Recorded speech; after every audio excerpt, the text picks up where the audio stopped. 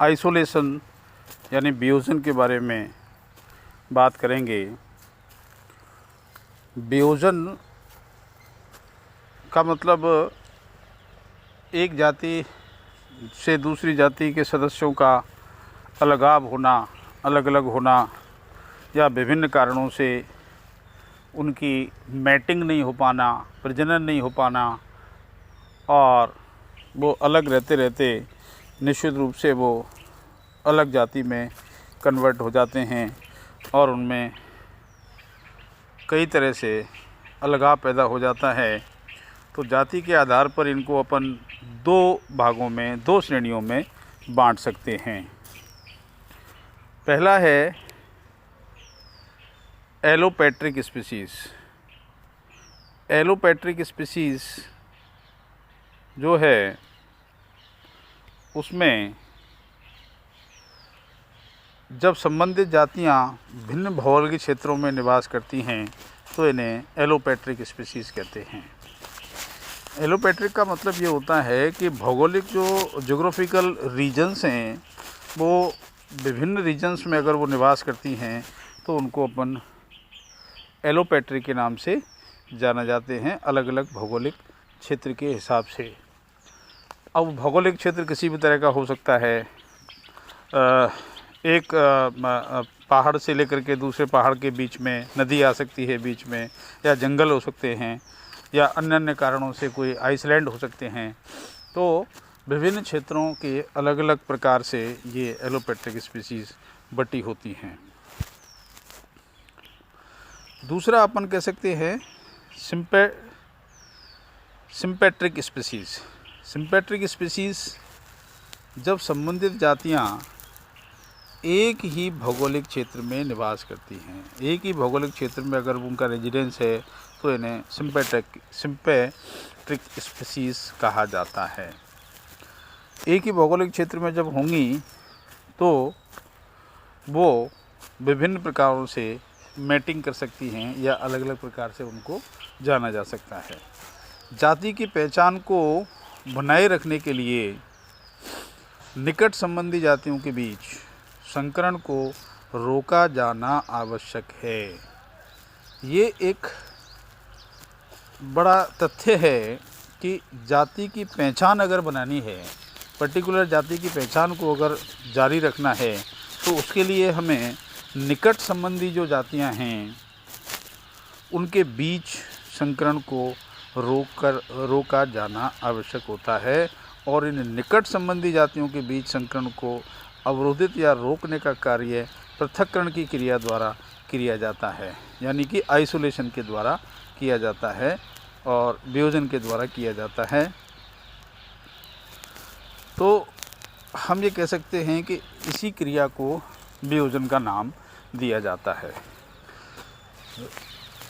निष्कर्ष रूप में अपन ये कह सकते हैं कि निकट संबंधी जो क्लोजली रिलेटेड जो स्पीसीज़ हैं उनके बीच संकरण को रोका जाए, नहीं तो क्या होगा, नए नए कॉम्बिनेशंस, नई नई विभिन्नताएं, नए गुणों का जो प्रादुर्भाव है, नए गुणों का जो विकास है वो होना मुश्किल होगा।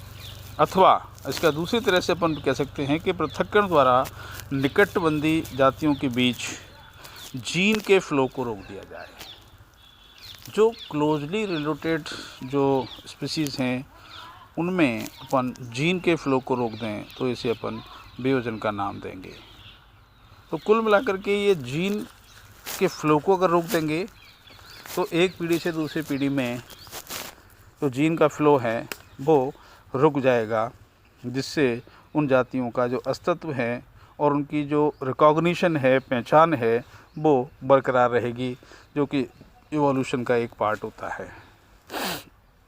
1937 में डॉबझिन्स्की ने पृथक्करण की क्रियाविधि का सर्वप्रथम विवरण दिया था।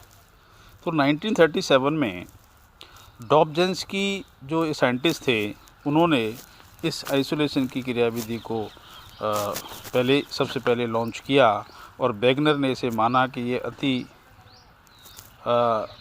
उद्भवन के लिए पृथक्करण आवश्यक है, जाति उद्भवन के लिए। तो जाति का जो विकास है, जो कि एक धुरी है, एवोल्यूशन की धुरी है, उसको बनाए रखने के लिए ये बहुत ज़रूरी एक टास्क है कि जिसको हमें जानना और समझना बहुत ज़रूरी है। हालांकि इसके बहुत सारे कारण हो सकते हैं, उनमें से एक वियोजन है। तो वेरिएशंस जब आएंगे तो उस वेरिएशंस को जारी रखने के लिए ये एक बहुत ही इम्पोर्टेंट टास्क माना जाता है। तो वेगनर के अनुसार वियोजन एक उद्विकासीय बल है। तो वेगनर ने इसको क्या माना, एवोल्यूशनरी फोर्स का नाम दिया। इसको एवोल्यूशनरी फोर्स के नाम से भी जानते हैं।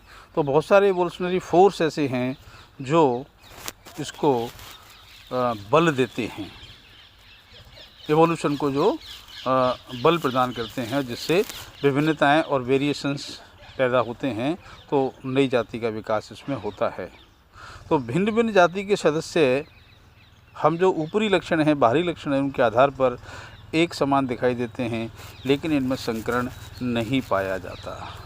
जैसे ड्रोसोफिला की एक जैसी दिखने वाली जातियों में संकरण नहीं देखा गया है। तो यह एक वियोजन कहलाती है। यानी डिफरेंट जाति के सदस्य हैं, उनके बाह्य लक्षण अगर एक समान हैं तो हम ये नहीं मान सकते कि वो उनमें संकरण होता है। तो इनमें कई बार संकरण नहीं होता है, नहीं पाया जाता है। जैसे ड्रोसोफिला का उदाहरण हमने दिया कि इसमें एक जैसे दिखने वाली जातियों में संकरण नहीं देखा गया है। तो इस क्रिया को अपन वियोजन का नाम देते हैं। इस प्रकार से हमने जाना कि निकट संबंधी जातियों के बीच संकरण का नहीं पाया जाना या जीन प्रवाह का नहीं पाया जाना वियोजन है।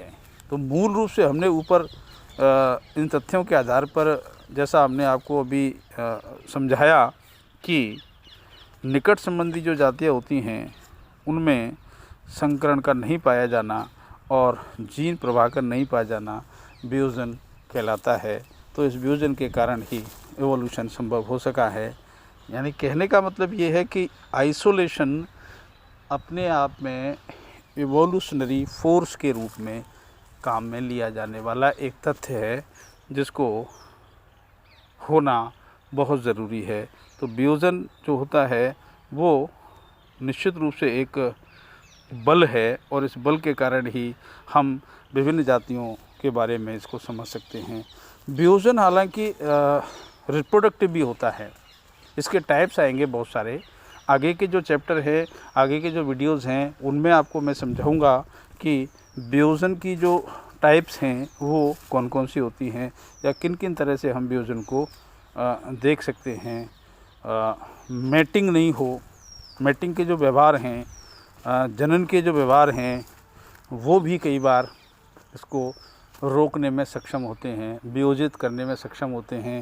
यानी निकट संबंधी जो जातियाँ होती हैं उनमें मैटिंग नहीं हो, है ना, इसके लिए जननीय उनमें विभिन्नताएं या जननीय उनमें एक स्ट्रक्चरल कई तरह से आ जाते हैं, या गुणसूत्रों के पहले या जाइगोट प्री जाइगोटिक भी होते हैं और पोस्ट जाइगोटिक भी होते हैं।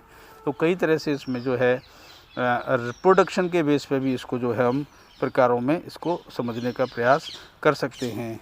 भौगोलिक कारणों के हिसाब से भी हमने इसको समझने का प्रयास किया कि भौगोलिक कारण बहुत सारे होते हैं, जिसको चट्टानों के तौर पर अपन ले सकते हैं, या नदी बीच में आ जाए, है ना, एक किनारे पर दूसरा स्पीसीज़ है, दूसरे किनारे पर दूसरी स्पीसीज़ है। तो भौगोलिक कारणों से रोकने का भी कारण इसमें हो सकता है। जैसा कि एलोपैट्रिक हमने स्पीसीज़ में ये बात बताई, ऐसे ही सिम्पैट्रिक स्पीसीज़ में भी हमने ये बात बताई कि संबंधित जातियाँ अगर एक ही भौगोलिक क्षेत्र में निवास करती हैं तो इसको सिम्पैट्रिक स्पीसीज़ भी कहा जाता है। तो वियोजन के बहुत सारे अलग अलग तथ्य हो सकते हैं, वियोजन के विभिन्न टाइप्स हो सकते हैं। वियोजनों को हम विभिन्न तरीके से अपना सकते हैं और नई नई विभिन्नताओं को लाने का प्रयास कर सकते हैं। तो वियोजन अपने आप में एक टास्क है और ये एवोल्यूशनरी एक पार्ट होता है, जिसके विभिन्न प्रकार और आगे की डिटेल नेक्स्ट चैप्टर में पढ़ेंगे। ये मात्र एक इंट्रोडक्शन के रूप में हमने आपको बताया। धन्यवाद।